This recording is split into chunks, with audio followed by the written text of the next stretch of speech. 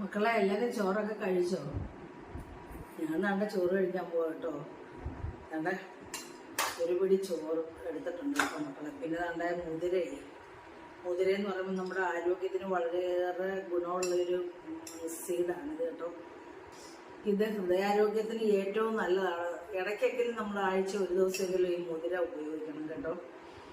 ഇതിനകത്ത് ഫൈബർ ധാരാളമുണ്ട്, പ്രോട്ടീൻ ധാരാളമുണ്ട്. അപ്പം നമ്മുടെ ഹൃദയാരോഗ്യത്തിന് വളരെ നല്ല, കൊളസ്ട്രോളൊക്കെ ഉള്ളവർക്കൊക്കെ നല്ലതാണ്. അപ്പോൾ അമ്മ ഇത് സ്ഥിരം ഭക്ഷണത്തിലുള്ളൂ. ഇന്നലെ ഉച്ചയ്ക്ക് കഞ്ഞിയായിരുന്നു കേട്ടോ. ഈ മുതിരയും കഞ്ഞിയായിരുന്നു. അതുകൊണ്ട് ഞാൻ കഴിക്കാഞ്ഞത് മുതിരയും കഞ്ഞി. കാരണം മെനങ്ങാതെ ഞാൻ ഇത് ചീനിയൊക്കെ കഴിച്ചോണ്ട് കപ്പയൊക്കെ കഴിച്ചോണ്ട് ഇന്നലെ കഞ്ഞിയൊക്കെ അങ്ങനെ കഞ്ഞി നമ്മൾ വേവിച്ചതിൻ്റെ ബാക്കി മുതിര വെച്ചിരുന്ന് ഇന്നത് തോരനാക്കി കേട്ടോ നമ്മൾ.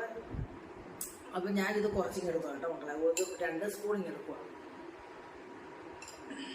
പിന്നെ മക്കളെ സാമ്പാർ നല്ല വെജിറ്റബിൾ എല്ലാം കൂടെ ചേർത്തുണ്ടാക്കിയ സാമ്പാറാണ്. ഇത് നല്ല ഇതാണല്ലോ.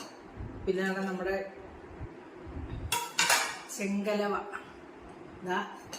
ചെങ്കലവ മഞ്ഞക്കോര കിളിമീൻ എന്നൊക്കെ പറയുമല്ലോ, അതാണ് ഇപ്പം പക്ഷെ നല്ല ടേസ്റ്റാണ് കേട്ടോ.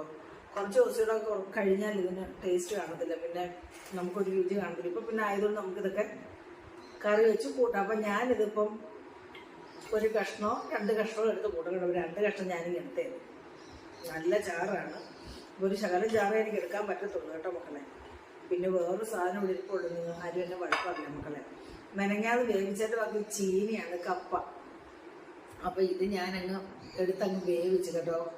അതാണ് ശകലം എടുക്കത്തുള്ളൂ മക്കളെ, ഈ മീൻ തിന്നാൻ വേണ്ടി മാത്രം. പിന്നെ ഒരു വറുത്ത മീനും എടുത്തിട്ടുണ്ട്. പിന്നെ അതുപോലെ തന്നെ ഇന്ന് സാലഡിന് കുക്കുംബർ ഇല്ലായിരുന്നു. അതാണിന്ന് ഇത് കഴിക്കും കേട്ടോ.